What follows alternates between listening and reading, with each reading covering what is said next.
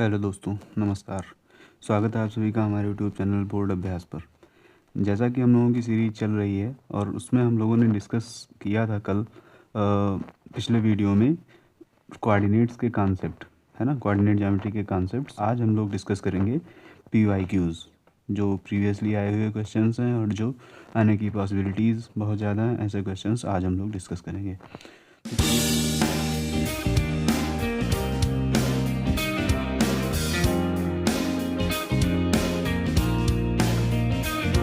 फार्मूलेज revise करा देता हूँ एक बार, है ना।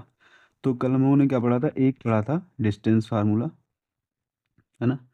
एक हम लोगों ने पढ़ा था डिस्टेंस फार्मूला,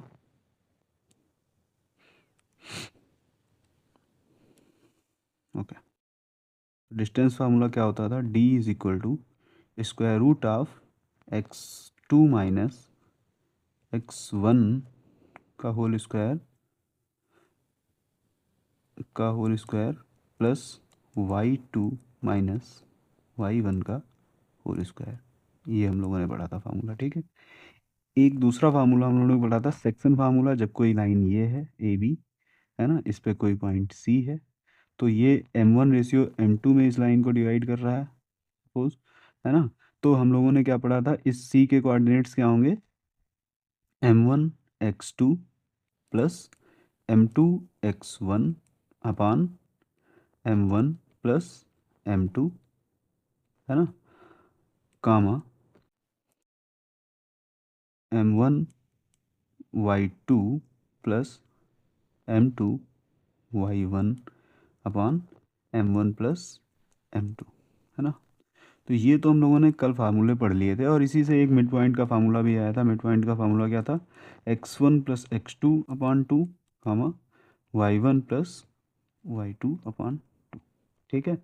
तो इस वीडियो में हम लोगों को अब इस पर बेस्ड कुछ क्वेश्चंस करने हैं, ठीक है, जो प्रीवियसली आए हुए क्वेश्चंस हैं और जो आने के चांसेस भी हैं, ठीक है। तो चलिए देखते हैं पहला क्वेश्चन, है ना।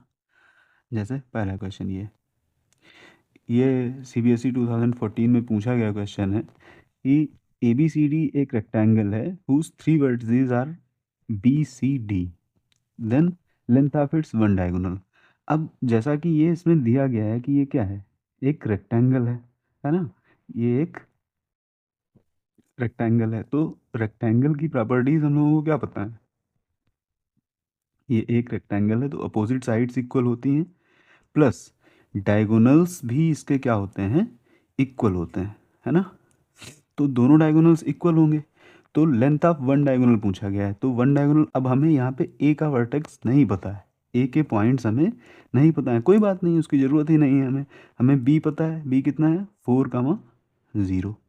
और सी भी पता है, सी कितना है? 4, 3। और डी हमारा हो गया 0, 3। तो हमें क्या निकाल देना है यहाँ? हमें बी डी की लेंथ निकाल देनी है, डायगोनल बी डी, है ना। ये हमें फाइंड कर देना है। तो डायगोनल बी डी के लिए बस डिस्टेंस फार्मूला लगा देना है सिंपली। डिस्टेंस फार्मूला हमारा क्या हो जाएगा? B D x2 minus x1 means 0, 0 - 4 का whole square plus y2 minus y1 means 3 - 0 का होल स्क्वायर। तो ये हमारा कितना हो जाएगा? स्क्वायर रूट -4 का होल स्क्वायर, तो ये हो जाएगा 16 प्लस 3 का होल स्क्वायर, तो ये 9 हो जाएगा। तो यहाँ पे हमारा हो जाएगा ये 25। That means this is 5 units. तो हमारा एक डायगोनल 5 यूनिट हो गया है, तो दूसरा डायगोनल भी 5 यूनिट होगा ही होगा, है ना। वो तो रेक्टेंगल में जैसा कि हम लोगों को पता है कि दोनों डायगोनल्स इक्वल होते हैं, तो उस तरीके से, ठीक है। इसमें और भी टाइप के क्वेश्चन आ सकते हैं, जैसे ये ए के वर्टेक्स निकालने को भी क्वेश्चन आ सकता है कि फाइंड द वर्टेक्स ऑफ ए, है ना, कोऑर्डिनेट्स ऑफ ए। या फिर ये मिड पॉइंट इसका जहाँ पर ये डायगोनल्स इंटरसेक्ट कर रहे हैं, ये पॉइंट, इसके कोऑर्डिनेट्स निकालने को आ सकते हैं। अभी इस टाइप के क्वेश्चंस होंगे आगे वीडियो में, वो निकालने को आ सकते हैं। तो ये कुछ रेक्टेंगल पर बेस्ड क्वेश्चंस हैं। अब ये निकालना हो जैसे, तो कैसे निकालेंगे हम? हमें पता है कि डायगोनल्स का मिड पॉइंट ये रेक्टेंगल में डायगोनल्स इंटरसेक्ट जो करते हैं तो वो बाइसेक्ट करते हैं एक दूसरे को, बराबर बराबर इक्वली डिवाइड करते हैं ना। तो अभी आगे आएंगे क्वेश्चंस में तो हम लोग फिर से डिस्कस कर लेंगे एक बार इस चीज़ को, है ना। तो चलिए देखते हैं नेक्स्ट क्वेश्चन हमारा। अच्छा, आप लोगों के सिलेबस से एरिया का पोर्शन डिलीट हो गया है। Area portion in the sense कि जैसे हमारे पास 3 पॉइंट दिए गए हों, ए, बी और सी पॉइंट, ये 3 पॉइंट दिए गए हैं किसी ट्रायंगल के, तब इसका एरिया निकालना वो डिलीट हो गया है पोर्शन। उसका एक फार्मूला होता था, वो आप लोगों को अब नहीं पढ़ना है। लेकिन ये जो क्वेश्चन यहाँ पे दिया गया है, ये क्वेश्चन आ सकता है ना। क्यों आ सकता है, इसमें मैं आप लोगों को बताता हूँ क्यों आ सकता है। देखिए, जैसे यहाँ पे ये एक्स एक्सिस है, ठीक है, इस पे, और ये इस तरीके से एक बना हुआ है, और ये हमारा ये ट्रायंगल बना हुआ है इस तरीके से। ये 4 है यहाँ पे, इधर 3 है, 2 है और 1 है ना। इधर ये -1 है, ठीक। ये हमारा ए के कोऑर्डिनेट्स दिए गए हैं 1,3। 1,3 मीन्स ये वाई एक्सिस पे कितना है, 3 डिस्टेंस, है ना। और ये 1,3 है, तो बेसिकली यहाँ पे हमारा 1 ये होगा, दिस इज़ अवर 1, है ना। ये 1 नहीं होगा, इस तरीके से ये सब कुछ नहीं है ना। ये हमारा हम मान लेते हैं कि ये हमारा 1 है ना।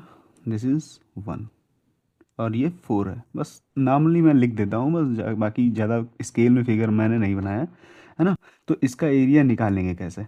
अब देखिए, अगर एरिया का फार्मूला हमें पता है, एरिया का फार्मूला क्या होता है, area is equal to, triangle का एरिया का फार्मूला होता है half into base into height, ये फार्मूला होता है। तो बेस अगर हम यहाँ से यहाँ तक देखें, इस पॉइंट से, इसको सपोज ए बोल देते हैं, इसको बी बोल देते हैं, तो अगर हम ए बी की डिस्टेंस देखें, ए बी की डिस्टेंस, तो ये कितनी डिस्टेंस होगी, आप लोग देख पा रहे हैं यहाँ 0 से लेकर कितना है, कहाँ तक है, 4 तक। तो इधर हो गई 4, और इधर डिस्टेंस कितनी है, 1 है।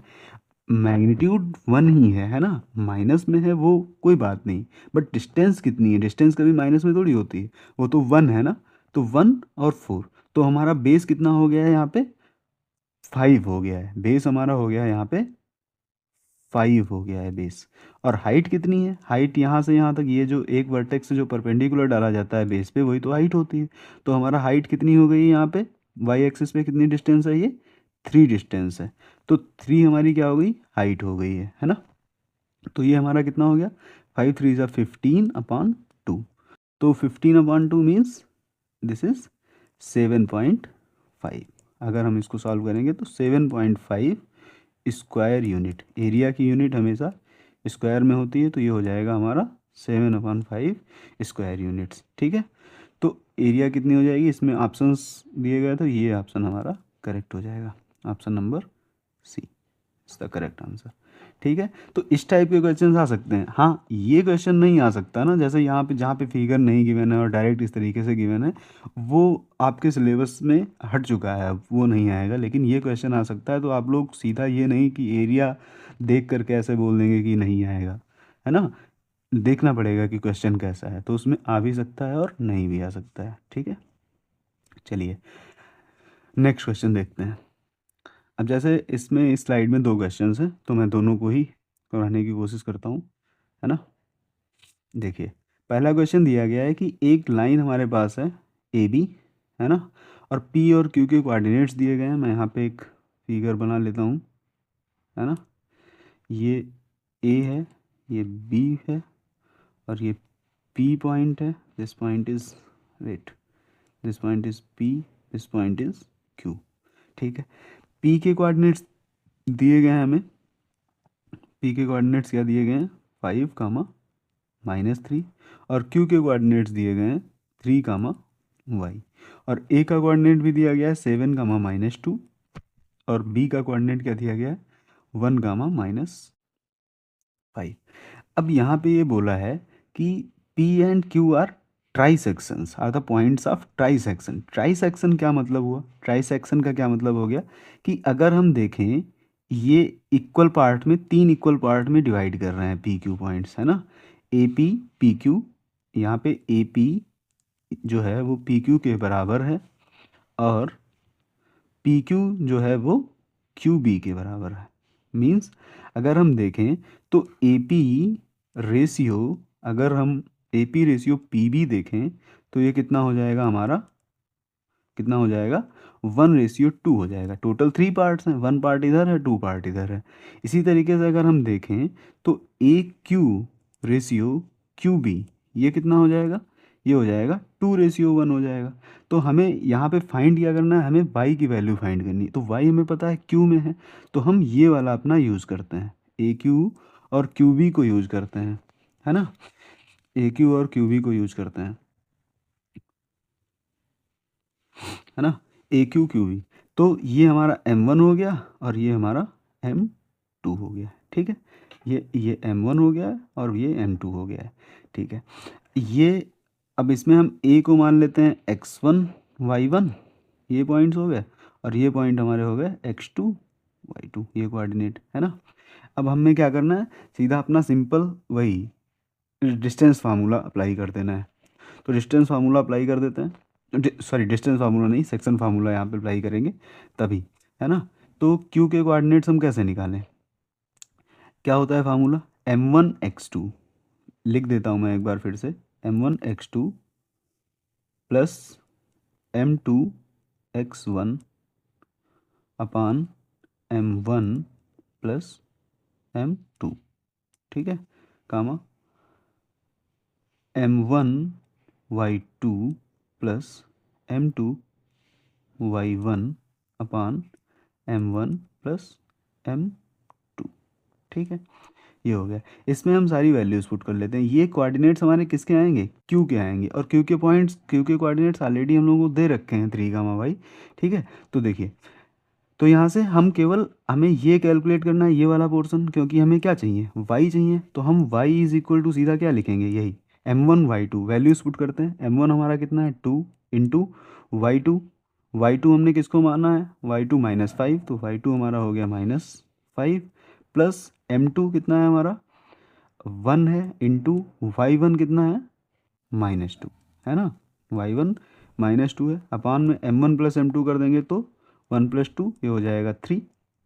तो ये हमारा हो जाएगा माइनस का 10 माइनस का 2, है ना, माइनस का 10 माइनस का 2 अपान में हो गया 3।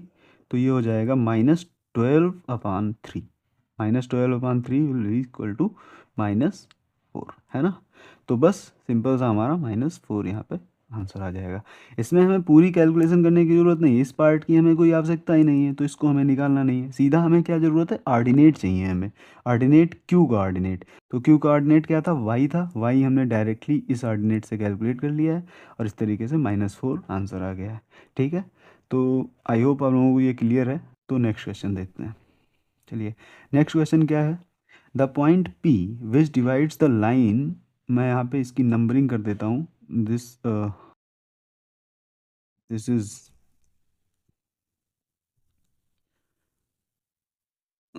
This is 1 number and this is 2 number question, है ना। तो ये 1 नंबर का सोल्यूशन हम लोगों ने अभी कर लिया है। अब क्वेश्चन नंबर 2 का सोल्यूशन हम लोग आगे देखेंगे। तो क्या क्वेश्चन है, the point P which divides the line segment joining the points A 2, -5 and B 5, 2 in the ratio 2, 3 lies in the quadrant. ये किस क्वाड्रेंट में लाई करेगा पॉइंट P, ये हमें देखना है।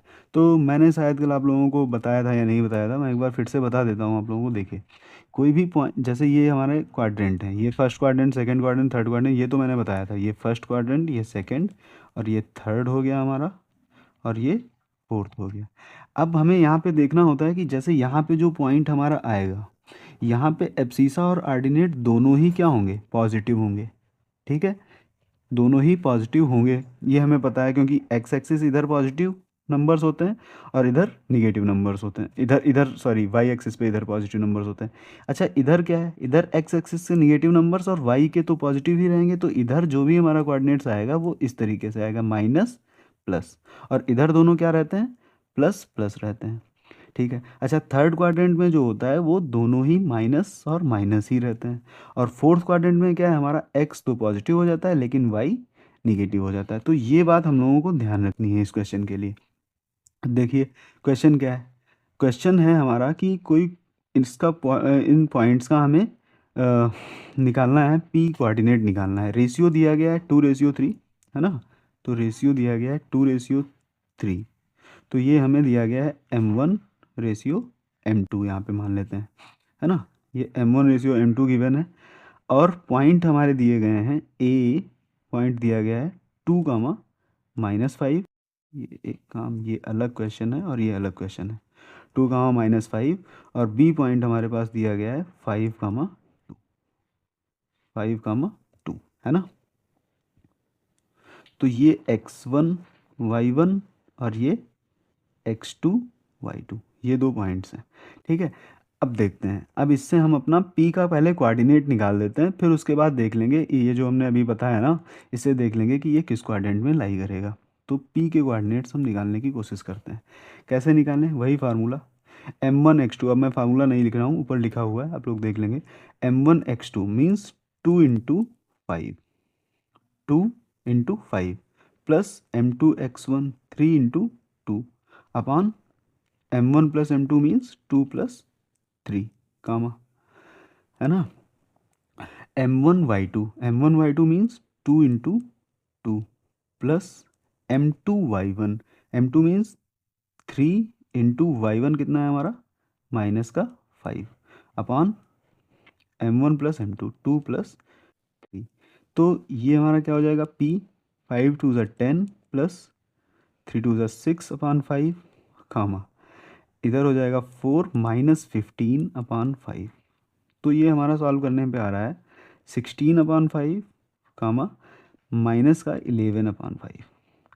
तो आप लोग देख पा रहे होंगे कि यहाँ जो एब्सीसा आ रहा है हमारा, वो 16/5 है, मीन्स प्लस का है वो, तो ये प्लस हो गया। एक्स तो प्लस है, एक्स प्लस कहाँ है, या तो फर्स्ट में है या सेकंड या फोर्थ में है, तो फर्स्ट और फोर्थ में से कहीं हो सकता है। अब हम ऑर्डिनेट देखते हैं, ऑर्डिनेट -11/5 है, जो कि निगेटिव है, तो वो कहाँ है, निगेटिव फोर्थ में है। तो इसका मतलब ये जो पी पॉइंट है हमारा, ये किस क्वाड्रेंट में लाई करेगा, फोर्थ क्वाड्रेंट में, है ना। तो इसका आंसर हमारा क्या हो जाएगा, इसका आंसर हमारा हो जाएगा फोर्थ क्वाड्रेंट, ठीक है। तो इस तरीके से चेक करना है, ये बस हमें ये ध्यान रखना है, जब भी हम कोई भी क्वेश्चन इस तरीके का है किस क्वाड्रेंट में लाई करेगा, तो हमको ये साइंस याद रखने हैं बस।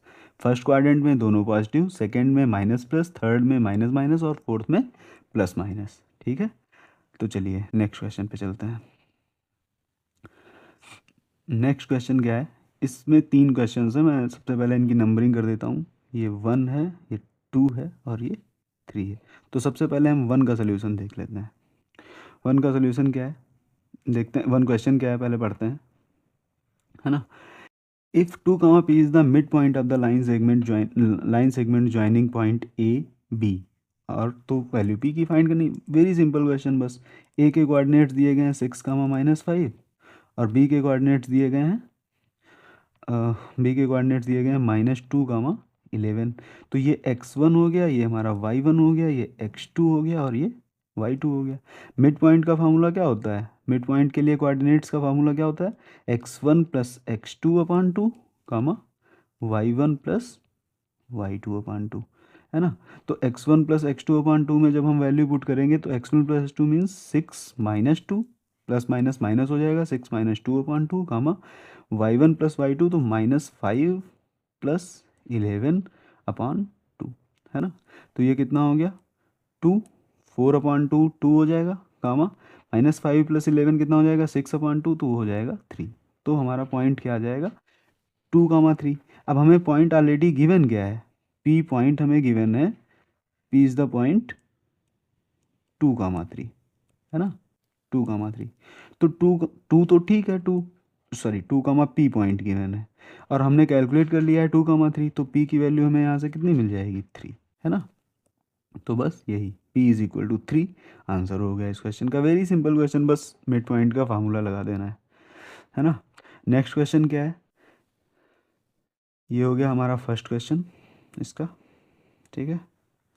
नेक्स्ट क्वेश्चन 2 इस स्लाइड में, if a1, 2 b c are 3 vertices of a parallelogram, find the coordinates of the fourth vertex. हाँ, ये बहुत अच्छा क्वेश्चन है। इस टाइप जैसे अभी हम लोग रेक्टेंगल वाला क्वेश्चन कर रहे थे ना, उसमें मैंने बताया था कि इसमें ये भी पूछा जा सकता है, इस तरीके से भी पूछा जा सकता है, तो सेम कॉन्सेप्ट रेक्टेंगल में भी अप्लाई होगा, पैरेललोग्राम में भी अप्लाई होगा, क्योंकि रेक्टेंगल भी क्या है, एक पैरेललोग्राम ही है। ठीक है, तो देखिए क्या क्वेश्चन है। ये हमारे पास एक पैरेललोग्राम गिवन है। ठीक है, मान लेते हैं ये ए है, ये बी है, ये सी है और ये डी है। अब इसमें ए के कोऑर्डिनेट्स गिवन है 1, 2 और बी के कोऑर्डिनेट्स गिवन है 4, 3, है ना। और सी के कोऑर्डिनेट्स क्या गिवन है 6, 6।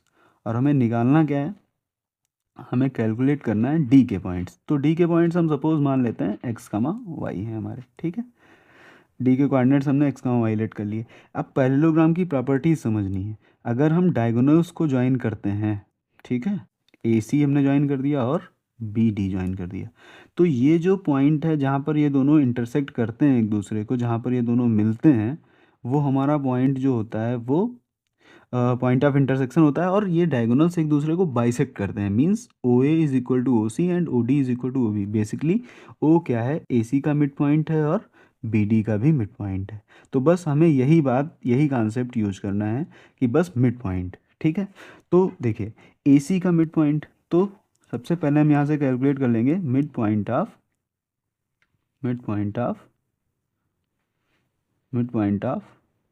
ए सी, है ना।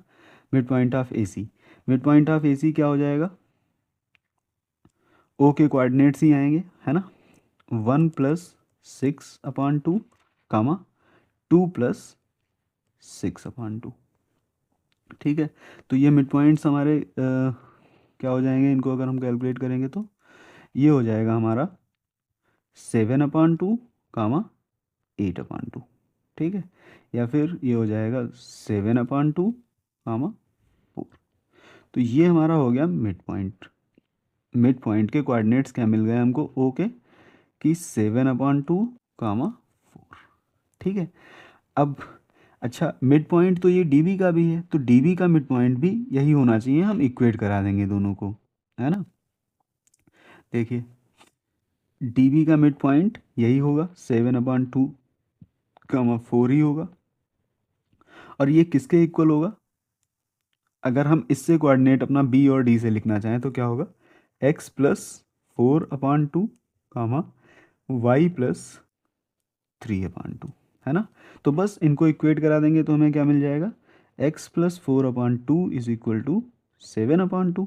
तो यहाँ से x की वैल्यू हमें कितनी मिल जाएगी, x इज इक्वल टू 2 से 2 ये कैंसिल हो जाएगा, 7 - 4 दैट इज 3। ठीक है, और y + 3/2 कितना है, अगर हम इसको इक्वेट करा दें y + 3/2 तो इज इक्वल टू 4 है। तो यहाँ से हमें y की वैल्यू कितनी मिल जाएगी, 4 × 2 = 8 - 3, तो y की वैल्यू हमें मिल गई 5। तो x और y दोनों की वैल्यूज़ मिल गई, तो हमारा कोऑर्डिनेट क्या बन जाएगा, डी कोऑर्डिनेट क्या बन जाएगा, x की वैल्यू 3 है, 3 कामा y की वैल्यू 5, तो 5। तो यही हमारा आंसर हो जाएगा 3, 5। तो हम लोगों ने क्या यूज़ किया है, सिर्फ पैरेललोग्राम की प्रॉपर्टीज़ और मिड पॉइंट का फार्मूला इस क्वेश्चन के लिए। ठीक है, नेक्स्ट क्वेश्चन देखते हैं। नेक्स्ट क्वेश्चन इसी स्लाइड में है, क्या है, find the distance between the points this a 2a, 6 है and b 2a + √3a, 5a। इस क्वेश्चन को बस डिस्टेंस फार्मूला ही इसमें अप्लाई कर देना है, एक बार मैं आप लोगों को बता देता हूँ, है ना। इज हमारा ए पॉइंट क्या है, ए पॉइंट है 2a, 6 है, और बी पॉइंट हमारा जो है बी पॉइंट जो है हमारा वो 2a + √3a, 5a। 2a + √3a, 5a, ये है। इनके बीच की डिस्टेंस निकालनी है। इसमें कुछ रूट वगैरह था इसलिए मैंने ये क्वेश्चन ले लिया, शायद आप लोग कंफ्यूज हो जाते हैं इसमें, इसी वजह से, है ना। ये थर्ड क्वेश्चन है इस स्लाइड का। देखते हैं, हमें निकालना है ए बी। तो ए बी हमारा कितना हो जाएगा, simply x2 - x1 means 2a + 2a + √3a - 2a, इसका होल स्क्वायर, x2 - x1 का whole square, plus y2 - y1 का स्क्वायर, 5a - 6a का होल स्क्वायर, है ना। तो क्या हो जाएगा, ये यहाँ से 2a कैंसिल हो जाएगा, तो √3a का होल स्क्वायर, √3 का अगर हम स्क्वायर करेंगे तो क्या आएगा आप लोगों को पता ही होगा, रूट का जब हम स्क्वायर करते हैं तो वो नंबर ही आता है जो रूट के अंदर लिखा होता है सिंपली। तो रूट 3 का स्क्वायर करेंगे तो 3 आएगा, तो ये हो जाएगा हमारा 3a², है ना। और इधर हमारा क्या बचेगा, -a, तो -a का स्क्वायर करेंगे तो वो आएगा a², तो ये हो जाएगा √4a²। तो 4a² को हम क्या लिख सकते हैं, 2a सिंपली। तो हमारा इसका आंसर क्या हो जाएगा, ए बी की डिस्टेंस हो जाएगी 2a यूनिट्स, है ना, 2a। ठीक है, तो बस ये छोटा सा क्वेश्चन था एक। और नेक्स्ट क्वेश्चन देखते हैं। इस स्लाइड में भी 3 क्वेश्चन है, इसको एक मार्क कर लेते हैं। ये 1 है, ये 2 है और ये 3 है। इसमें हम सबसे पहले फर्स्ट क्वेश्चन को देखते हैं। Find the ratio in which the point -3, k divides the line segment joining the points -5, -4 and -2, -3। Also find the value of k। तो हम लोगों को इसमें कैलकुलेट करना है कि ये जो पॉइंट -3, k दिया गया है, ये किस रेशियो में इस लाइन सेगमेंट को, जो ये -5, -4 और -2, 3 को ज्वाइन करने वाला लाइन सेगमेंट है, इसको किस रेशियो में डिवाइड करता है। तो ये हमें फाइंड करना है। देखिए कैसे करता है। मैंने कहा कि ये ए है और ये बी है, ठीक है। यहाँ पर एक पॉइंट सी ले लिया हमने, ठीक है। ए -5, -4 है और बी हमारा कितना है, -2, -2, 3 है। और सी का पॉइंट भी दिया गया है -3, के दिया गया है। तो सपोज कर लेते हैं हम कि m1 और m2 रेशियो में ये पॉइंट हमारा डिवाइड करता है। m1 रेशियो m2 मतलब ए सी पार्ट m1 है और सी बी पार्ट m2 है, ठीक है। तो क्या करते हैं, हमें m1 रेशियो m2 कैलकुलेट करना है। तो हम सिर्फ एब्सिसा को लेते हैं। एब्सिसा को सिर्फ क्यों ले रहे हैं, सी के, क्योंकि हमें ये के तो अननोन है हमारा, ये हमें पता नहीं है। तो हम के नहीं लेंगे, हम सिर्फ क्या लेंगे, एब्सिसा लेंगे। तो सिर्फ एब्सिसा देख लेते हैं क्या होगा। एब्सिसा इसका -3 है। और एब्सिसा के लिए हम फार्मूला क्या लिखें, हमारा फार्मूला क्या होता है, m1x2 + m2x1 upon m1 + m2 कामा m1y2। तो y2 y1 वाला पोर्शन हमें नहीं लेना है, ऑर्डिनेट नहीं लेना है, एब्सिसा लेना है। तो उसके लिए क्या हो जाएगा, m1x2 + m2x1 upon m1 + m2। तो m1x2, m1 हमारा तो m1 ही रहेगा, इंटू x2 मीन्स y, तो ये b के कोऑर्डिनेट्स में -2 प्लस m2 ही रहेगा। और x1 हमारा कितना है, -5 अपॉन में m1 + m2 रहेगा, है ना। इधर कितना है, -3 है। क्रॉस मल्टीप्लाई करा देते हैं तो -3m1 -3m2 हो जाएगा। ये is equal to -3m1 -3m2 is equal to हो जाएगा -2m1 -5m2। m1 को एक पास कर लेते हैं तो ये हमारा हो जाएगा -3m1 + 2m1, तो ये हो जाएगा माइनस का m1 इज इक्वल टू, इस -3m2 को उधर भेज देंगे तो ये क्या हो जाएगा, -2m2। तो यहाँ से माइनस माइनस कैंसिल हो जाएंगे। तो अगर हम देखें तो इससे इम्प्लाई क्या हो रहा है कि m1/m2 जो आ रहा है वो आ रहा है हमारा 1/2। मीन्स हमें रेशियो क्या मिल गया है, m1/m2 जो हमें मिल गया है वो 1/2 मिल गया है। तो ये एक हमारा आंसर इसका हो गया है। अब दूसरी चीज़ हमें क्या फाइंड करना है, हमें फाइंड करना था किस रेशियो में, तो रेशियो तो हमने फाइंड कर दिया। अब हमें फाइंड करना है वैल्यू ऑफ के। वैल्यू ऑफ के मीन्स हमें ऑर्डिनेट, अब हमें ऑर्डिनेट पुट करना होगा, है ना। तो ऑर्डिनेट के लिए फार्मूला क्या होगा, m1y2 + m2y1 अपॉन में m1 + m2, है ना। तो वो मैं फार्मूला नहीं लिखूंगा, direct k is equal to लिख रहा हूँ। m1 और m2 की वैल्यूज़ मिल गई हैं 1 और 2, तो m1y2 मीन्स 1 × 3 + m2y1 2 × y1 की वैल्यू -4 है, -4 अपॉन में m1 + m2 कितना हो जाएगा, 1 + 2। तो ये हो गया हमारा 3 - 6/3। तो ये हो जाएगा -3/3। तो ये हो गया हमारा -1। तो k की वैल्यू हमें कितनी मिल गई, k इज इक्वल टू -1। ये एक आंसर हो गया, ठीक है। तो हमें जो क्वेश्चन की डिमांड है उस पे हमें रहना है, ठीक है। उससे इधर उधर ज़्यादा बियॉन्ड हमें नहीं जाना है ना। ठीक है, नेक्स्ट क्वेश्चन देखते हैं। क्वेश्चन नंबर 2 क्या है, prove that the points 2, -2, -2, 1, 5, 2 are the vertices of a right angle triangle, also find the area of the triangle. अच्छा ठीक है, इसमें भी अब जैसे इसमें एरिया पूछ लिया गया तो आप लोग ये नहीं सोचेंगे कि ये सिलेबस में नहीं है ना। सिलेबस में नहीं है आपके 3 पॉइंट का एरिया निकालना, लेकिन इसका एरिया हम निकाल सकते हैं क्योंकि ये क्या है, राइट एंगल ट्रायंगल है। तो पहले हम वो प्रूफ करेंगे राइट एंगल ट्रायंगल कैसे है ना, तो उसको देखते हैं, फिर उसके बाद देखेंगे क्या एरिया निकाल पा रहे हैं। अगर निकाल पा रहे हैं तो बहुत अच्छी बात है। ठीक है, देखते हैं क्वेश्चन क्या कह रहा है। पॉइंट्स दिए गए हैं 2, -2, -2, 1, 5, 2। तो मैं यहाँ पे कोऑर्डिनेट्स लिख लेता हूँ एक बार। सेकेंड क्वेश्चन कोऑर्डिनेट्स लिख लेता हूँ। ए के कोऑर्डिनेट्स मान लेते हैं 2, -2, बी और सी, ये 3 कोऑर्डिनेट्स हैं। बी के कोऑर्डिनेट्स दिए गए हैं -2, 1 और सी के 5, 1। -2, 1 और सी के 5, 1 है ना। सी का कोऑर्डिनेट्स सॉरी 5, 2 दिया गया है। ठीक है, ठीक है। तो अब हमें यहाँ से दिखाना है कि क्या ये राइट एंगल ट्रायंगल बना रहा है। तो कुछ नहीं करना है, हमें सारी डिस्टेंस निकालनी है और पाइथागोरस थ्योरम में अप्लाई करके देखना है क्या पाइथागोरस थ्योरम फॉलो हो रही है या नहीं हो रही, सिंपली, है ना। तो हम क्या करते हैं, सबसे पहले ए बी कैलकुलेट कर लेते हैं। थोड़ा सा फास्ट करेंगे, फार्मूला नहीं लिखेंगे अब। -2, -2, -2 का होल स्क्वायर प्लस 1 + 2 का होल स्क्वायर, ये कितना हो जाएगा हमारा। अगर हम देखें तो ये -2 मीन्स 4, तो 4 का स्क्वायर 16 + 1 + 2 3, 3 का स्क्वायर 9, तो ये हो गया हमारा √25, तो ये हो जाएगा 5 यूनिट। ये हो गई हमारी ए बी की वैल्यू। ठीक है। अच्छा बी सी, इसके बाद बी सी निकालेंगे तो ये क्या हो जाएगा, -2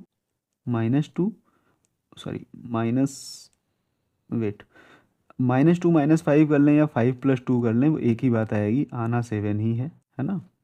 स्क्वायर प्लस 2 - 1, तो 2 - 1 ये कितना हो जाएगा हमारा, √5 - 2 7, तो ये हो जाएगा 49 प्लस 2 - 1 1, तो ये हो गया हमारा √50 यूनिट्स, या फिर इसको हम लिख सकते हैं 5√2 यूनिट, है ना। ठीक है। नेक्स्ट अगर हम देखें ए सी, तो ए सी हमारा कितना होगा, 2 - 5 या 5 - 2 का होल स्क्वायर प्लस 2 + 2 का होल स्क्वायर। 2 -2 है तो माइनस एक फार्मूले का, तो माइनस माइनस प्लस हो जाएगा, तो ये हमारा आ जाएगा 9 + 16, तो ये अगेन हमारा कितना आ जाएगा 5 यूनिट्स। तो देखिए हमने तीनों की डिस्टेंस कैलकुलेट कर ली है, ए बी बी सी और ए सी। अब इसमें हम देखते हैं हमें सबसे बड़ी साइड कौन सी दिख रही है, 5√2। इन तीनों में सबसे बड़ा तो 5√2 ही है। तो बी सी का स्क्वायर अगर हम देखें तो बी सी का स्क्वायर क्या हो रहा है, 5√2 का स्क्वायर, 5√2 का स्क्वायर, तो 5√2 का स्क्वायर कितना आएगा, 50 आएगा, है ना। अब अगर हम A B square plus B plus A C square देखते हैं तो वो हमारा कितना हो जाएगा, 5 स्क्वायर प्लस 5 स्क्वायर, तो वो भी कितना आएगा, 25 + 25 50। तो इसका मतलब क्या हो गया कि B C square is equal to A B square plus A C square, therefore A B C is A, therefore triangle A B C is right angle triangle, right angled. ठीक है, राइट एंगल ट्रायंगल। ठीक है। अच्छा इसके बाद अब ये right angle triangle पता चल गया और हमको साइड्स पता ही हैं। अब आप लोग आराम से देख ही सकते हैं कि इसमें बी सी क्या है, बी सी हमारा हाइपोटेन्यूज है, और ए सी ए बी और ए सी क्या है, बेस और हाइट है। तो फार्मूला क्या होता है, half into base into height. तो हमारा फार्मूला सीधा हो जाएगा half into base into height. ठीक है। तो एरिया का फार्मूला एरिया हम निकाल देते हैं यहाँ से, हाफ इंटू बेस हमारा कितना है 5, और हाइट भी कितनी है 5।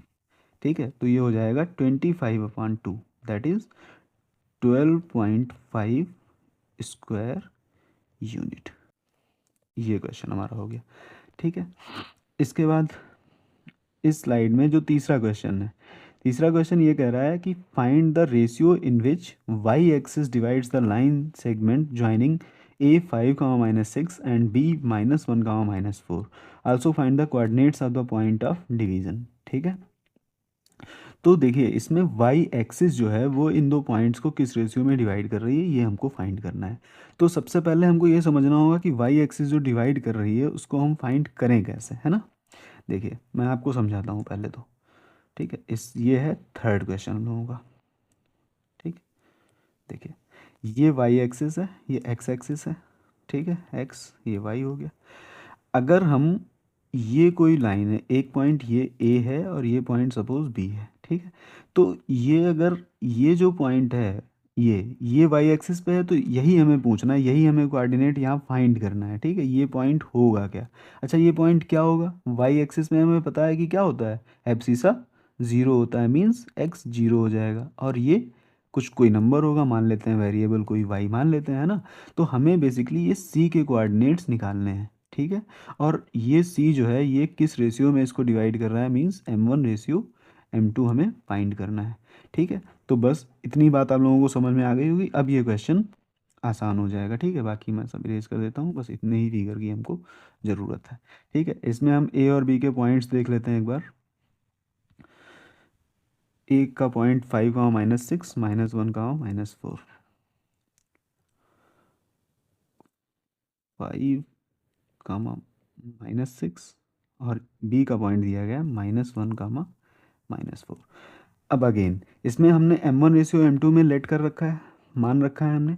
तो हम इसमें क्या लें, अगर हम y ले लेते हैं तो y तो वेरिएबल है, हमें उसकी वैल्यू पता नहीं है, तो हम क्या लें, सिर्फ एब्सिसा लेते हैं इसमें भी। तो 0 क्या हो जाएगा, देखिए 0 क्या हो जाएगा, M1/x2। M1/x2 मीन्स M1 तो हमें कैलकुलेट करना ही है, इंटू x2 हम ले लेते हैं -1। ये हमारा x1y1 है, ये x1y1 है और ये इधर x2y2 है। ये आप लोग अपने हिसाब से कोई भी ले सकते हैं, बट अकॉर्डिंगली ही हमें M1 M2 भी लेना पड़ेगा।